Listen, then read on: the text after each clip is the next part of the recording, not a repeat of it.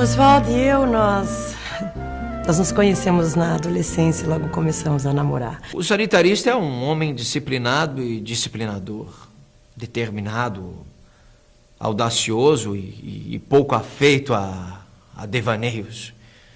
Enfim, um homem de poucas palavras e muita ação.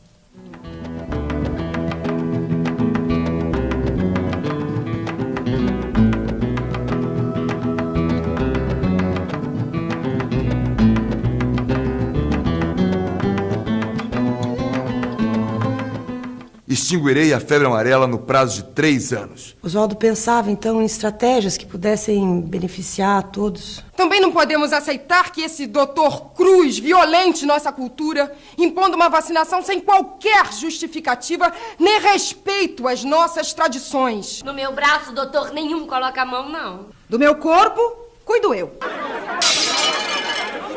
Essa resistência aos benefícios das ideias novas, às conquistas da ciência, não é, felizmente, defeito peculiar da nossa raça. Todos os povos têm o seu resquício de selvageria transportada pelo atavismo. E são mais ou menos fetichistas e muito preguiçosos para mudar de opinião. Por aqui entram todos os navios que chegam ao Rio de Janeiro. Isso é para mostrarmos aos estrangeiros que pensam que nós somos selvagens, de que no Brasil também se produz ciência.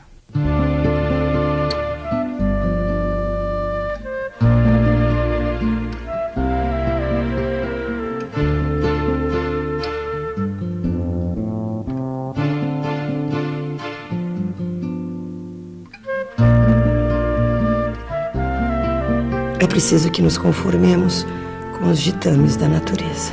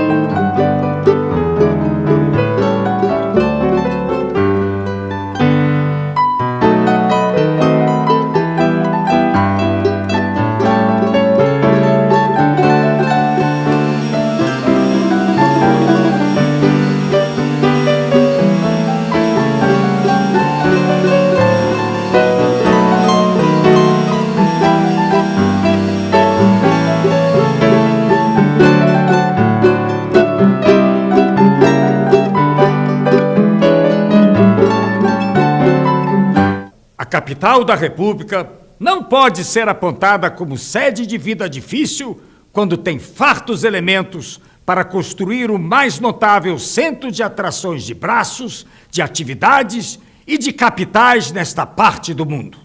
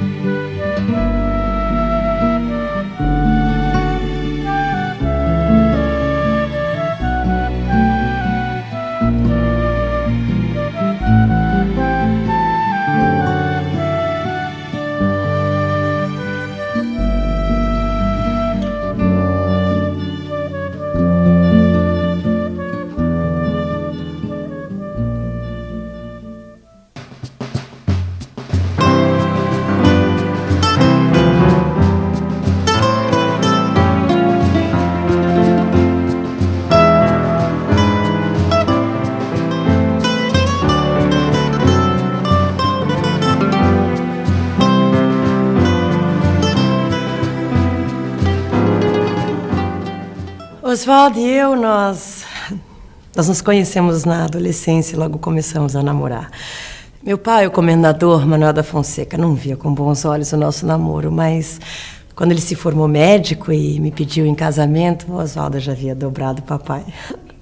Que, inclusive, depois lhe deu de presente um laboratório caseiro de análises clínicas, que era o seu recanto predileto na casa. No começo de 1897, com a ajuda do sogro, Oswaldo Cruz e família partiram para Paris. Ou melhor, para o Instituto Pasteur, reduto da microbiologia, local onde o Dr. Oswaldo conheceu as teorias do fundador do Instituto, o cientista Louis Pasteur, que provou que os micro-organismos são a causa direta das doenças e podem ser diagnosticados e combatidos.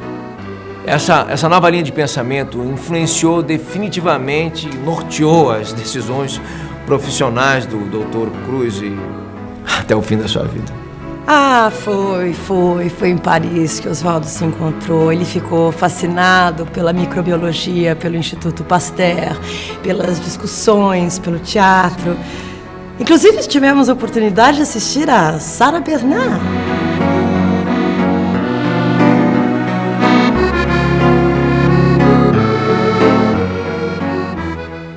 Por se vestir de preto e fazer questão de tirar fotos de seus trabalhos, Oswaldo passou a ser conhecido como Doutor Fotógrafo.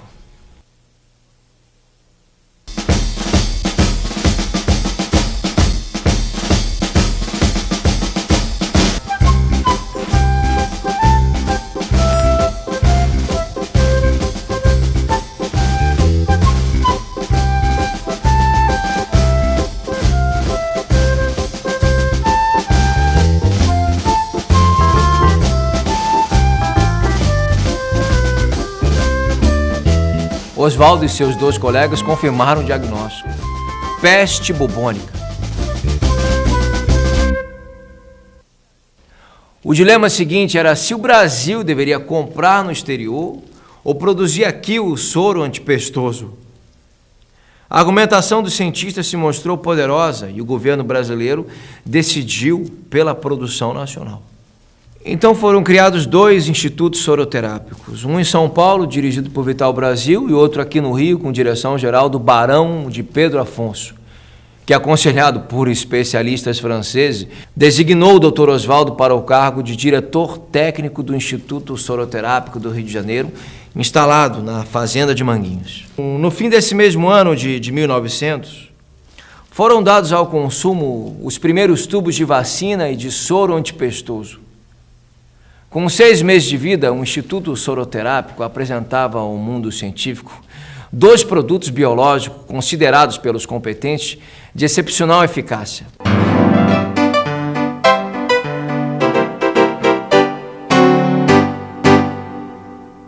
Como medida de grande alcance prático e científico, é necessário transformar o atual Instituto Soroterápico de Manguinhos em um instituto para o estudo das moléstias infectuosas e tropicais, de acordo com os moldes do Instituto Pasteur de Paris. Sim, Oswaldo e o Barão de Pedro Afonso viviam as turras. Após 2 anos de trabalho e discussões constantes, eu acho que a relação dos dois havia se esgotado e ambos pediram demissão. O Barão saiu falando a 4 cantos que ele era o único responsável pelo sucesso do Instituto. Absurdo. Oswaldo, como de costume, se recolheu em casa, ficou quieto. Poucos dias depois, os jornais anunciavam o novo diretor-geral do Instituto Soroterápico de Manguinhos, o Dr. Oswaldo Cruz.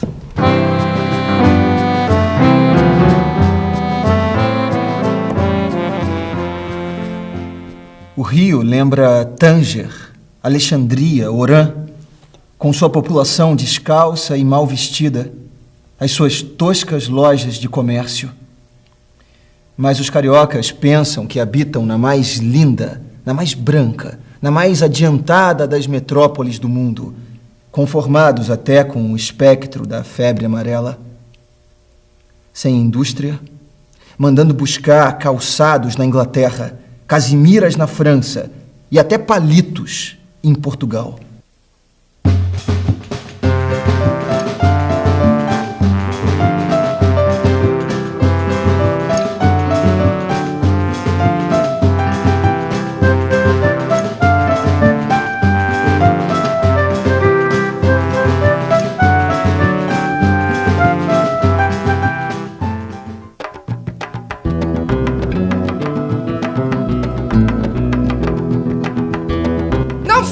aqui, tô com fogo nas canjicas, rasgo isso aqui tudo! Me solta!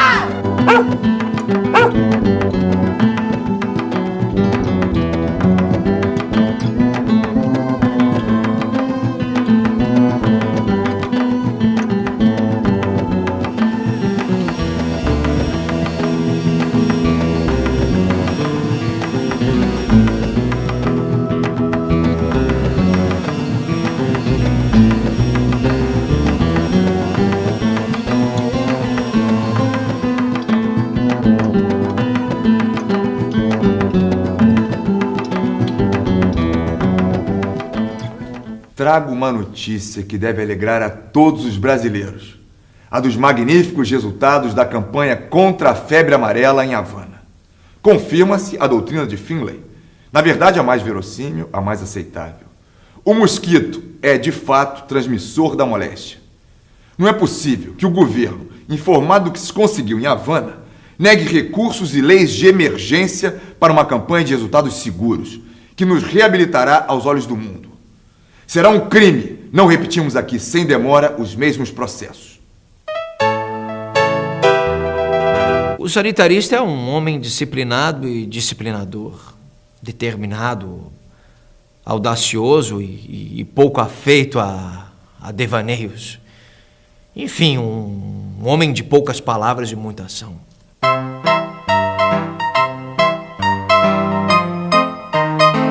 Extinguirei a febre amarela no prazo de 3 anos, se o governo me der força e recursos.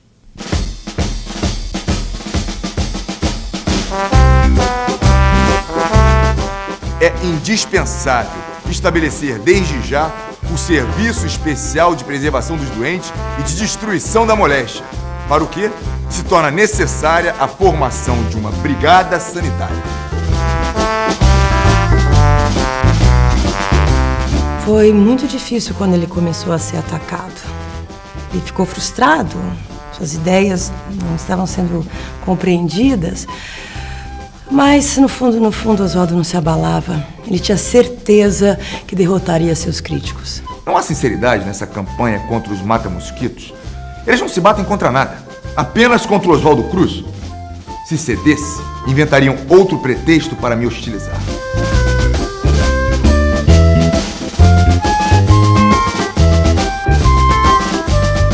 Contra mim, clamam a imprensa, o Congresso, a ciência oficial. Por isso eu lhe apresento a minha exoneração para não criar dificuldades ao governo. Já não tens mais fé na doutrina do mosquito? Fé absoluta, senhor presidente. Mas faltam-me recursos para o pagamento dos mata-mosquitos. Até agora não foi votado o projeto de reforma da saúde pública. Pois eu lhe prometo providências imediatas, bem como recursos para prosseguimento da campanha sanitária.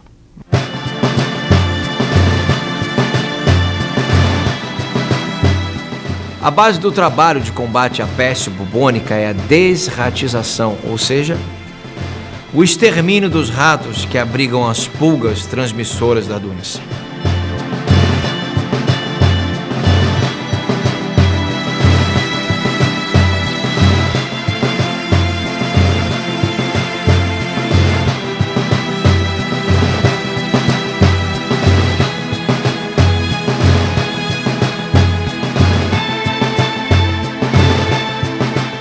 Os médicos só negam os casos de peste, de modo que ignoramos os focos infeccionados. Tenho feito o que é humanamente possível fazer, mas não será possível acabar com a peste enquanto não existir a notificação compulsória. E esta é uma medida necessária e indispensável.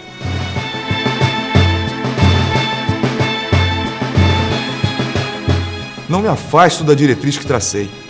Age direito e não temas ninguém. Oswaldo estava certo e o verão de 1904 foi dos mais felizes. Olavo Bilac escreveu: parece mentira, mas é verdade. Estamos em fevereiro, as cigarras estouram, o sol incendeia a cidade e não há febre amarela. Em abril, a peste estava controlada. O ego do Oswaldo não se contentava com afagos e elogios, ele era um homem de resultados. Seus próximos planos eram a construção de vilas operárias projetadas por ele, o combate à tuberculose, o combate à varíola. Ele decidiu começar pela varíola, que lhe parecia mais simples. A varíola não tinha remédio, tinha vacina. E para acabar com ela, bastava vacinar a população.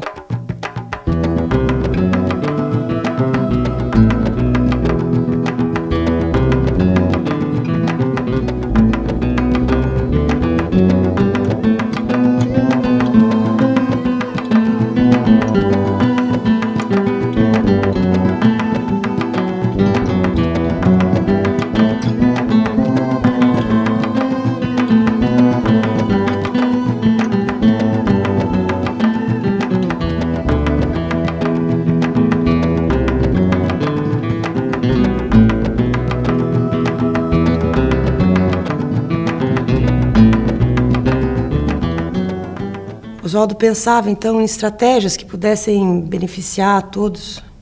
Existe varíola porque a população não quer vacinar-se. Quem é vacinado não contrai varíola. Tem varíola quem quer.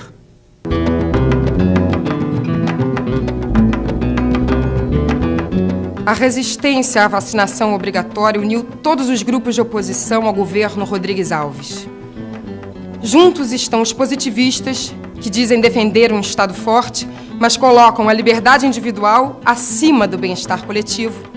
Os socialistas, por demais preocupados com o futuro. Os monarquistas, eternos saudosistas. E nós, os negros, que uma vez arrancados de nossas terras, fomos jogados ao campo. E com o fim da escravidão, aqui estamos, abandonados na cidade. Não podemos aceitar o bota abaixo do prefeito Pereira Passos, que destrói nossas casas e mais uma vez nos manda para longe, sem rumo. Também não podemos aceitar que esse doutor Cruz violente nossa cultura, impondo uma vacinação sem qualquer justificativa nem respeito às nossas tradições. Resistiremos até o fim.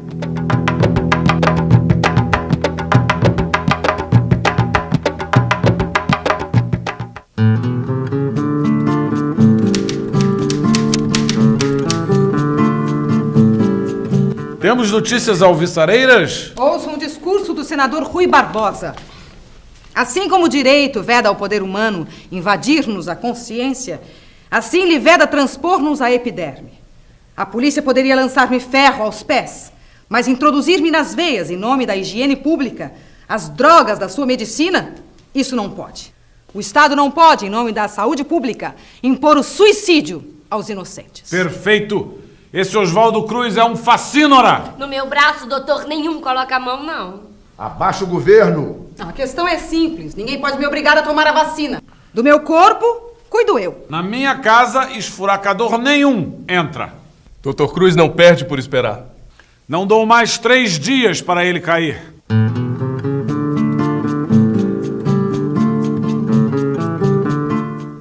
Essa resistência aos benefícios das ideias novas, às conquistas da ciência, não é felizmente defeito peculiar da nossa raça.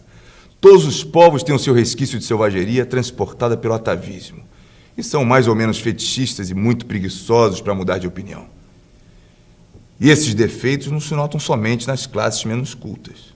Revolta-nos a ideia de obrigar toda a gente a deixar-se inocular do pulso, equiparando nossas imaculadas filhas, nossos tenros filhinhos, nossas castas esposas, às cobaias e aos cães que servem de estudo aos laboratórios oficiais de fisiologia. Abaixo o governo! Abaixo o governo! Abaixo o governo!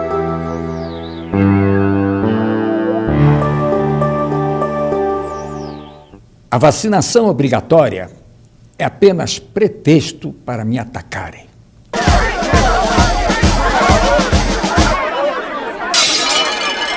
Abaixo o governo! Abaixo o governo! Abaixo o governo! Não, eu não vou pular. Eles que invadam. Abaixo o governo!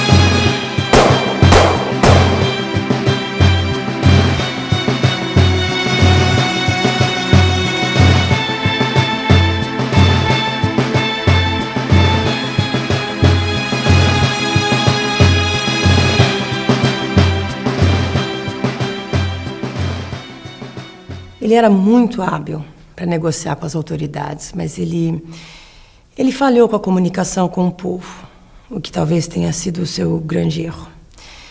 E Oswaldo ficou, então, muito deprimido. Nos momentos difíceis, ele procurava seu pai. Era no cemitério que ele organizava seus pensamentos.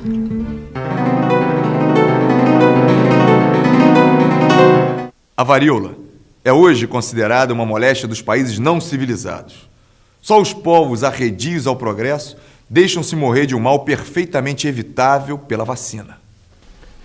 Onde está Pepe? E o socialista? Varíola. Em uma casa dessa rua morre uma criança vitimada pela varíola. Os parentes e amigos da família trazem em procissão o cadáver para a capela.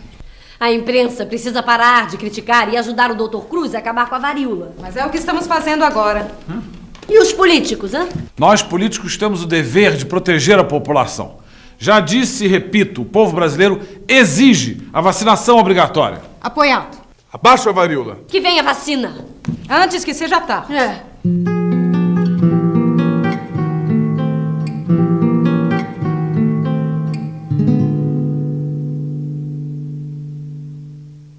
Oswaldo era um carioca típico.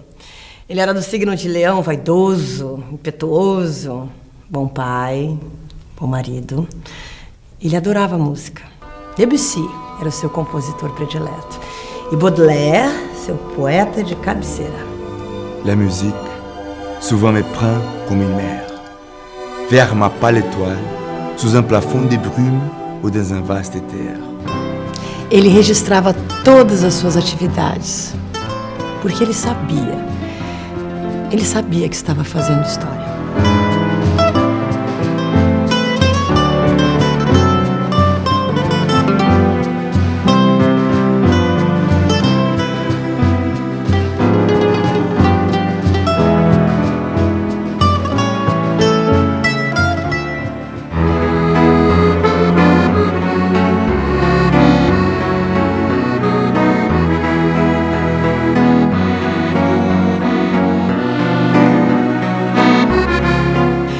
Mesmo fez os primeiros esboços do Castelo de Manguinhos. Ele pesquisou, rabiscou e durante a obra ele praticamente se mudou para lá.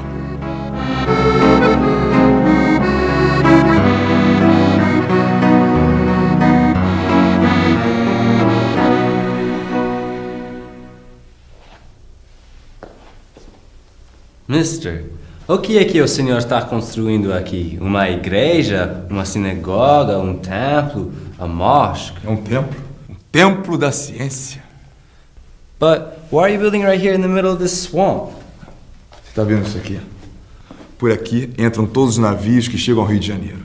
Isso é para mostrarmos aos estrangeiros que pensam que nós somos selvagens, de que no Brasil também se produz ciência.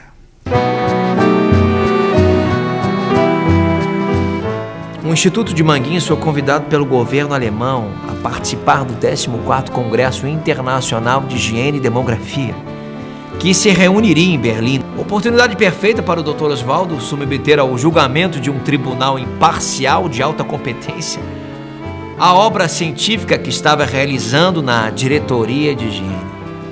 Die brasilianische Hygieneausstellung in Berlin war eine Offenbarung. Wir glaubten nicht, dass Brasilien fähig sein würde, sich auf dem gleichen Niveau der ersten zivilisierten Nationen zu stellen.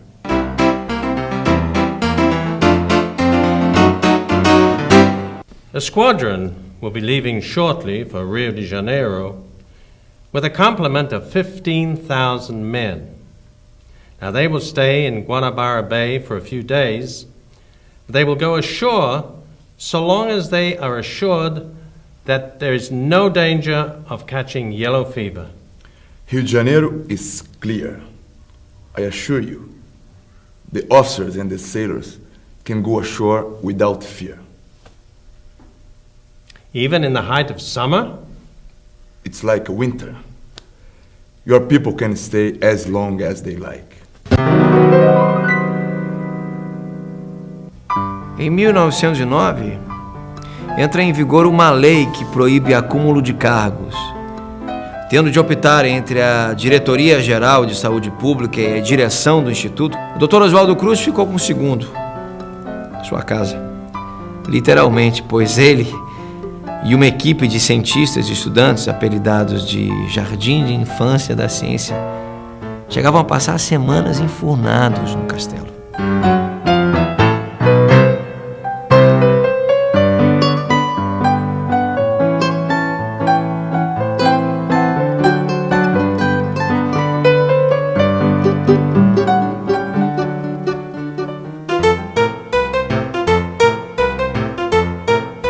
Em 1910, Oswaldo Cruz aceitou o convite da Companhia Estrada de Ferro Madeira Mamoré para supervisionar as condições sanitárias entre os dois rios. A malária impedia o avanço da construção da ferrovia, matando centenas de operários. Se na Madeira Mamoré ainda há malária, é porque não querem ouvir os conselhos dos médicos. Tomar diariamente a quinina e dormir sempre sob mosquiteiros. Solução é simples. Assim como não se paga ao operário que não deu conta da tarefa prescrita, não se pagará tão pouco ao que não cumprir a obrigação profilática.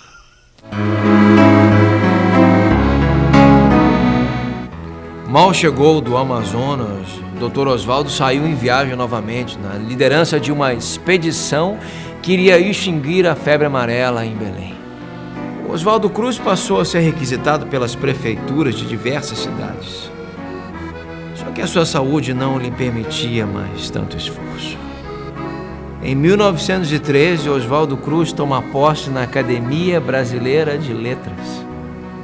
Com a saúde bastante abalada, aceitou a sugestão do seu filho Bento e se mudou para Petrópolis, em busca de ares mais amenos.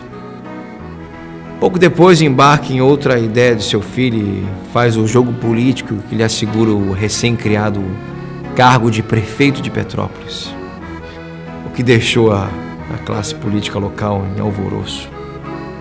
Mas a sua gestão foi curta, um descolamento de retina que o deixou praticamente cego, o fez pedir licença do cargo.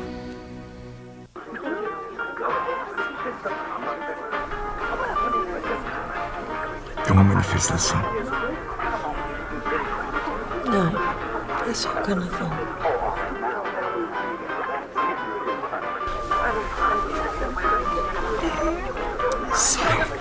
Saiam, por favor. Saiam.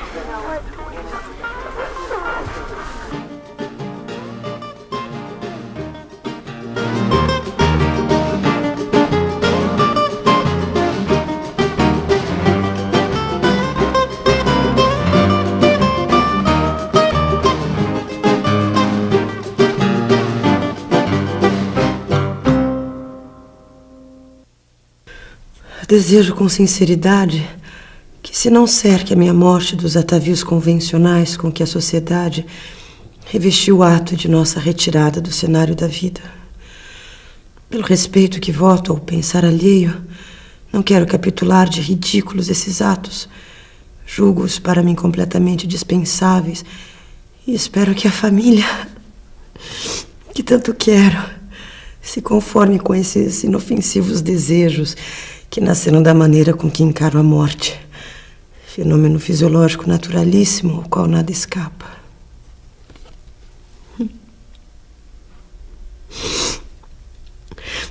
Nada de convites ou comunicações para o enterro, nem missa de 7º dia, nem luto tampouco. Este traz-se no coração e não em roupas.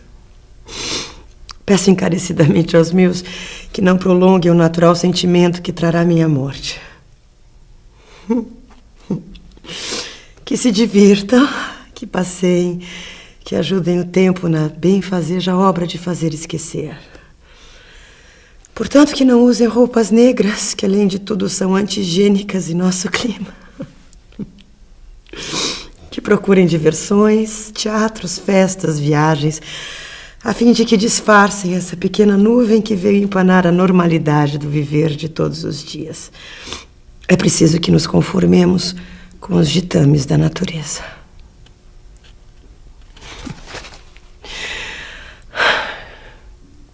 Logo após a sua morte veio o reconhecimento definitivo. Até o senador Rui Barbosa, um dos seus críticos mais ferrenhos, se curvou ante os frutos de uma vida dedicada à melhoria das condições de vida da população brasileira.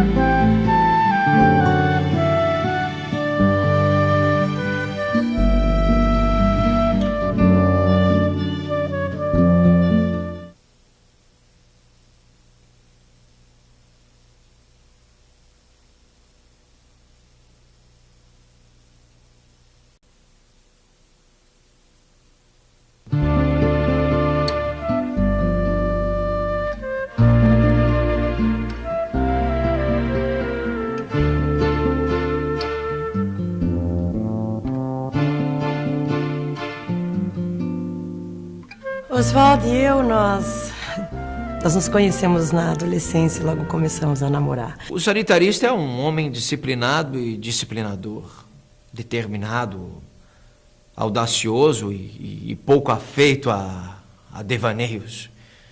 Enfim, um homem de poucas palavras e muita ação.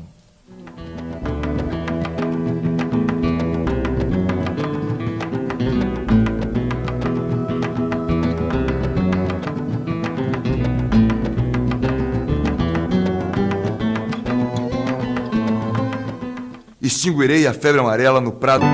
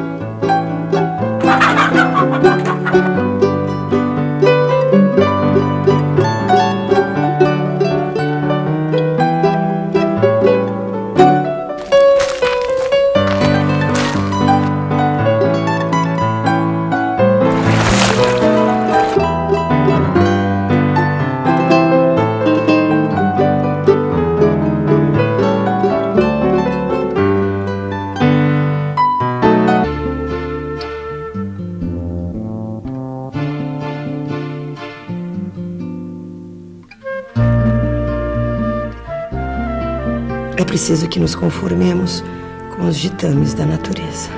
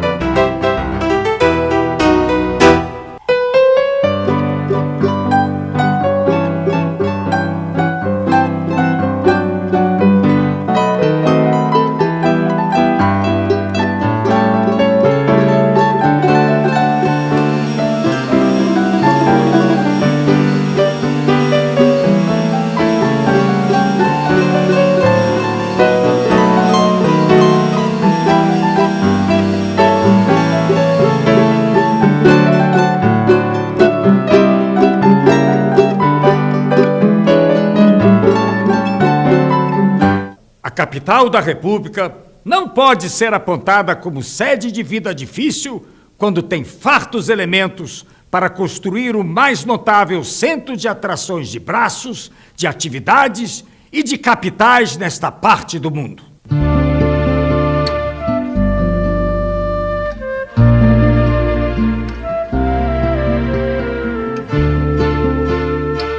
De 3 anos. Oswaldo pensava, então, em estratégias que pudessem beneficiar a todos. Também não podemos aceitar que esse Dr. Cruz violente nossa cultura, impondo uma vacinação sem qualquer justificativa nem respeito às nossas tradições. No meu braço, doutor, nenhum coloca a mão, não. Do meu corpo, cuido eu. Essa resistência aos benefícios das ideias novas, às conquistas da ciência, não é, felizmente, defeito peculiar da nossa raça. Todos os povos têm o seu resquício de selvageria transportada pelo atavismo. E são mais ou menos fetichistas e muito preguiçosos para mudar de opinião.